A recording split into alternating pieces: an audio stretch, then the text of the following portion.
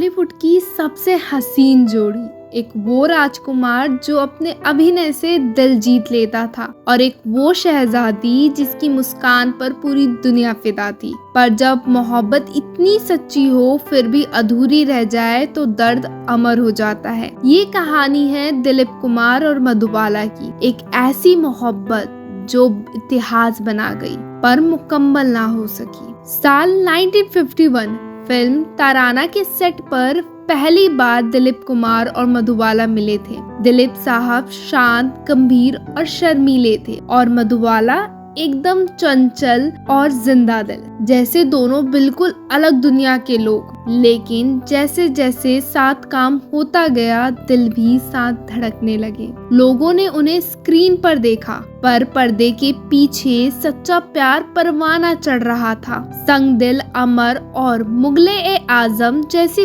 फिल्मों में दोनों ने साथ में काम किया और एक वक्त ऐसा भी आया जब दोनों की सगाई हो गई। लेकिन मोहब्बत की इस कहानी में एक मोड़ आया। फिल्म नए दौर में दिलीप साहब और मधुबाला को साथ में काम करना था। शूट आउटडोर ग्वालियर में होना था और मधुबाला के पिता अख्तर उल्ला खान ने मना कर दिया। इससे फिल्म के डायरेक्टर B.R. चोपड़ा नाराज हो गए और मामला कोर्ट तक पहुंच गया। दर्दनाक बात ये थी कि दिलीप साहब ने कोर्ट में चोपड़ा साहब के पक्ष में गवाही दी। मधुबाला के लिए ये किसी धोखे से कम नहीं था और यहीं से शुरू हुआ उनके रिश्ते का अंत। सालों तक लोगों को लगा कि नए दौर का केस ही ब्रेकअप की वजह थी, लेकिन हाल ही में एक पुराने इंटरव्यू में एक्ट्रेस मुमताज ने चौंकाने वाला खुलासा किया। उन्होंने कहा, मधुबाला ने दिलीप साहब से नहीं, दिलीप साहब ने रिश्ता तोड़ा क्योंकि वो मां नहीं बन सकती थी।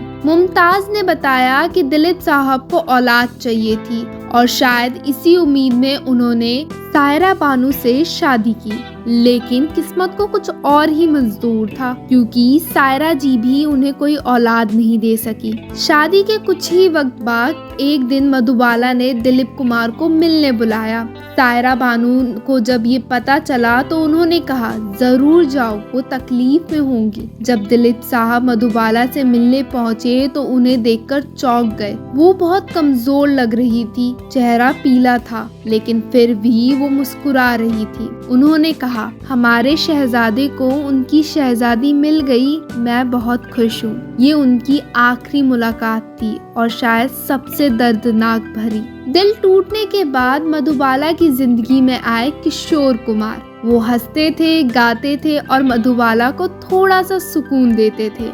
उन्होंने शादी कर ली, लेकिन ये रिश्ता भी उतना खुशहाल नहीं रहा। शादी के बाद हनीमून के दौरान लंदन में उन्हें पता चला कि उनके दिल में छेद है। डॉक्टर ने कह दिया सिर्फ 2 साल बचे हैं जिंदगी में। फिर ज्यादातर वो अपना वक्त मायके में ही बिताती थी। 23 फरवरी 1969 को मधुबाला ने आखिरी सांस ली, सिर्फ 36 की उम्र में। उनका जीवन, उनकी मोहब्बत, उनकी तकलीफें, सब कुछ अधूरा रह गया। 2021 में 98 साल की उम्र में इस दुनिया से विदा हुए, लेकिन उनके बीच की मोहब्बत आज भी जिंदा है। मुगले-ए-आजम का वो सीन जब एक पंखा उनके होठों के बीच आता है, वो सीन 2 ऐसे लोगों की याद है जो पर्दे पर तो साथ थे पर असल जिंदगी में जुदा हो गए। मधुबाला और दिलीप कुमार की मोहब्बत कोई आम प्रेम कहानी नहीं थी। ये एक सबक है